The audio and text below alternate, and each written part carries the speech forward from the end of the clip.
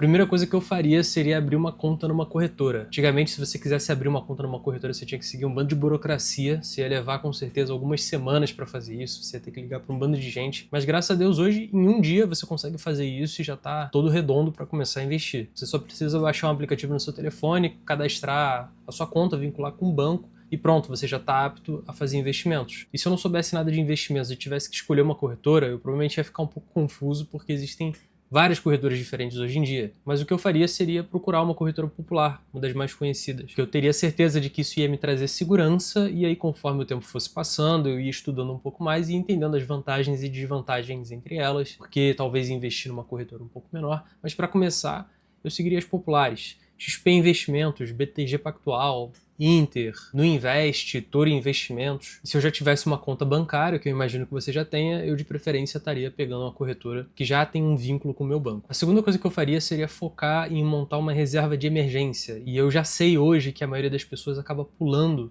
essa etapa, achando que isso não é importante, que nada vai acontecer e que isso não vai ser útil para algum dia na vida dela. E é exatamente aí que muita gente acaba se ferrando. Então você tem que sim montar a sua reserva de emergência. Se você não tem nada ainda, você tem que primeiro focar em montar essa sua segurança, que também é um investimento. Você não vai deixar esse dinheiro parado embaixo do sofá. Mas a primeira coisa que você tem que definir é qual o valor dessa sua reserva de emergência, quanto é que você vai ter que juntar para poder parar de focar nessa reserva e poder ir para outros investimentos. Existem várias formas de você definir isso e eu particularmente gosto mais de olhar para quanto eu tenho de despesa dentro de um mês. A reflexão que eu faria seria a seguinte: quantos reais eu preciso para sobreviver um mês tranquilo, sem nenhum estresse, sem nenhuma dor de cabeça? Então eu estaria considerando aqui na minha conta custos como aluguel, alimentação, lazer, conta de luz, água. Se você tem dependentes, se você tem filhos, por exemplo, você também tem que considerar quanto você gasta com eles todos os meses. E depois de chegar num valor de, por exemplo, R$2.000, você vai pegar esse número e você vai multiplicar entre 6 e 12.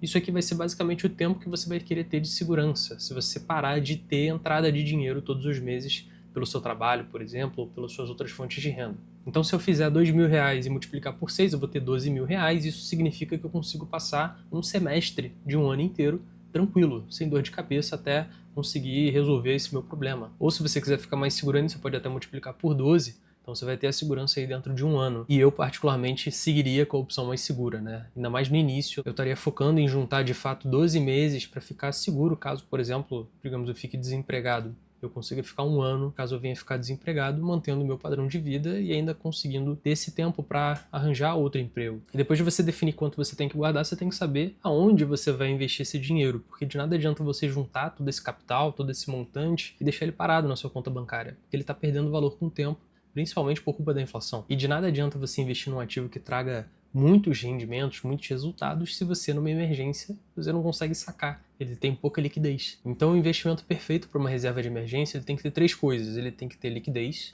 que é a facilidade que você consegue tirar o dinheiro do investimento e ter ele na sua conta. Ele tem que ter segurança, porque você não pode correr o risco de perder a sua reserva de emergência. E ele tem que ter um rendimento decente. Ele não pode também ficar rendendo, por exemplo, abaixo da inflação. Você tem que ter um rendimento que te garanta um aumento do poder de compra. E também, felizmente, hoje a gente tem muitas opções que cumprem todos esses papéis. A gente tem o Tesouro Selic, por exemplo, a gente tem CDBs de bancos digitais que rendem 100% CDI, CDBs que vão ter um resgate imediato, outros um resgate diário. E de todos esses investimentos eu tenho sim um favorito, que eu falo justamente nesse vídeo que eu vou deixar um card aqui. Eu falo justamente de reserva de emergência e como eu monto a minha hoje, atualmente, depois de já ter algum conhecimento de investimentos. E só reforçando mais uma vez o quão importante é você fazer a sua reserva de emergência. Eu sei que é chato, pode levar alguns meses, ainda mais no início, só que se você quiser uma garantia de ter um sucesso lá na frente com investimentos, é muito importante que você faça o chato também. Principalmente no início, você tem que ver essa bola de neve crescendo bem devagar. E depois de já ter uma reserva de emergência, o que eu faria seria investir de fato em outros ativos, mesmo sem ter conhecimento. Eu acho que essa é a maior dor das pessoas, porque elas pensam que não podem investir até saberem de tudo ou entenderem de tudo e acabam perdendo muito tempo por isso. Só que a verdade é que existem vários ativos que você pode investir, que eu vou falar aqui nesse vídeo, que você consegue ter rendimentos ao longo dos meses enquanto você está estudando e se aprofundando mais para investir em ativos mais complexos também. Mas antes de falar desses ativos, se você já viu valor nesse vídeo até o momento,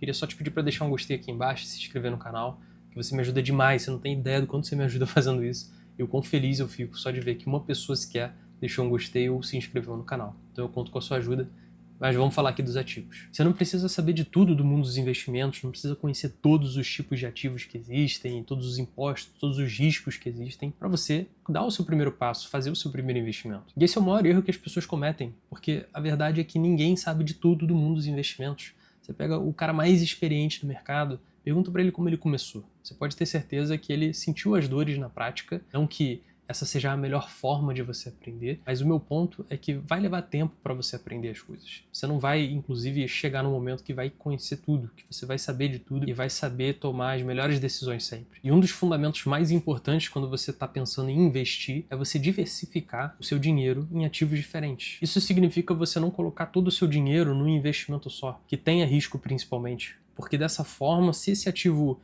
te faz perder dinheiro, isso vai impactar diretamente na sua carteira. Enquanto que se você divide esse seu dinheiro em, digamos, 100 investimentos diferentes, o impacto que você vai ter se um desses ativos cair e você perder dinheiro vai ser muito baixo na sua carteira no total. Porque, por exemplo, um deles caiu muito, digamos, foi a zero. Não tem problema, porque você investiu em outros 99. Inclusive, alguns deles podem ter te feito ganhar dinheiro, que compensam essa perda. Tem um negócio que se chama ETF, que é muito legal dentro da Bolsa de Valores, que é basicamente uma cesta de ativos. Explicando de uma forma técnica, os ETFs eles são fundos que vão replicar indexadores. Dentro da Bolsa a gente tem, por exemplo, o Ibovespa, que é um indexador que vai medir como o Bovespa está indo. Caso você não saiba, o Bovespa ele é um grupo das principais ações da Bolsa Brasileira. Então, digamos que o mercado brasileiro vai bem. O Ibovespa ele vai ter um aumento também no seu valor. E se você investe num fundo ou num ETF que segue esse indexador, você vai acabar ganhando dinheiro também, justamente porque as bolsas brasileiras foram bem. Ou seja, um ETF é uma forma de você investir em um único ativo, mas que vai te expor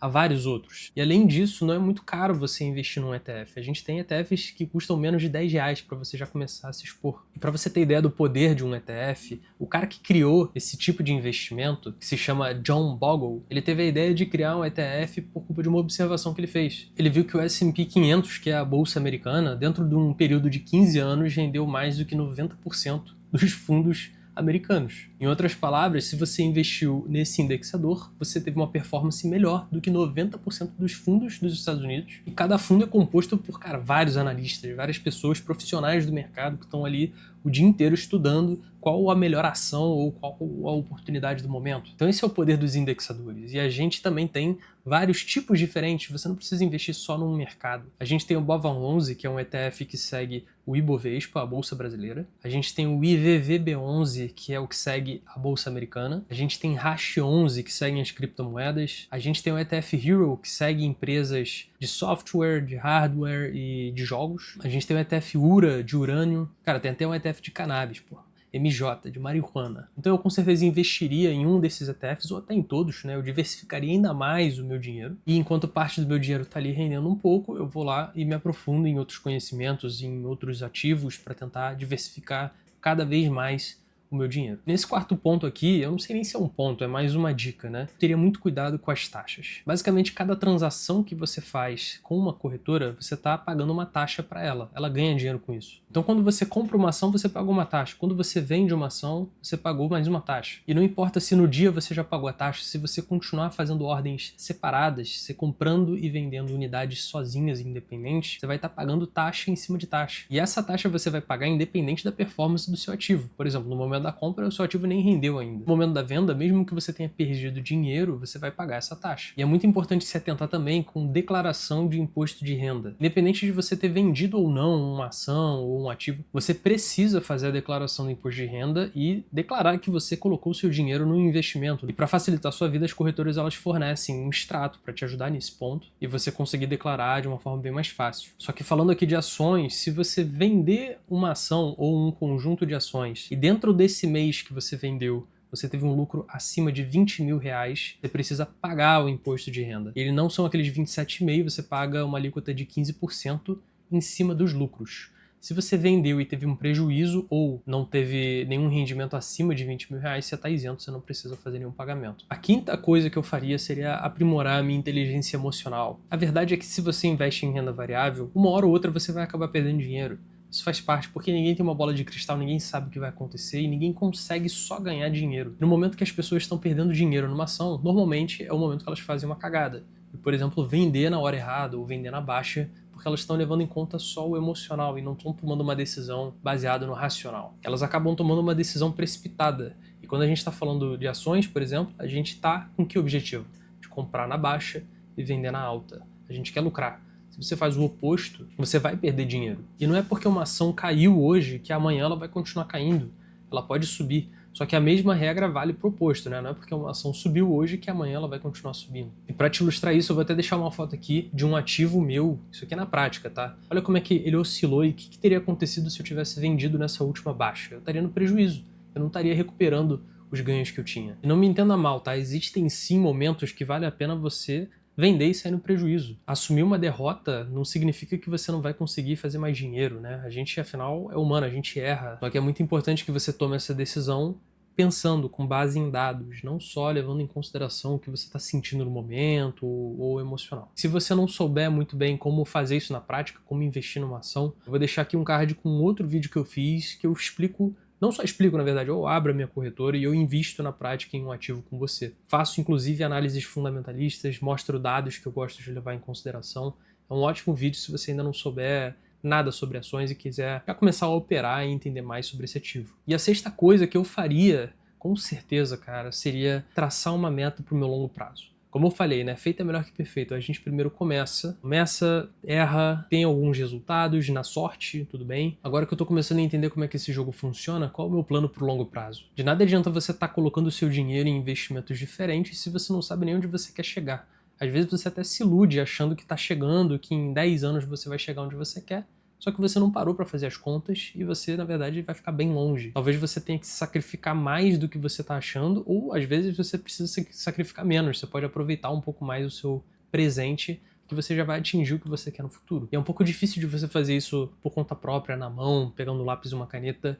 É muito mais interessante que você tenha algumas calculadoras aí que te ajudem nesse processo. Para me ajudar a traçar essas metas, eu fui usando ao longo dos anos várias calculadoras diferentes e com o passar do tempo eu fui juntando essas funcionalidades diferentes delas para juntar numa planilha só e ter uma calculadora própria que eu consigo fazer todas essas projeções, sei lá, em 3 cliques. É de verdade uma das melhores calculadoras que eu já usei. Se você quiser eu posso até te mandar por e-mail. Mas eu fiz um vídeo que eu vou deixar aqui para você assistir também, que eu pego essa calculadora, explico como você vai usar ela, como é que você consegue fazer essa sua projeção. Se esse vídeo te ajudou de alguma forma, não deixe de deixar um gostei aqui embaixo e se inscrever no canal, e qualquer dúvida pode deixar aqui nos comentários que eu vou ficar feliz em te responder. Tamo junto e um forte abraço.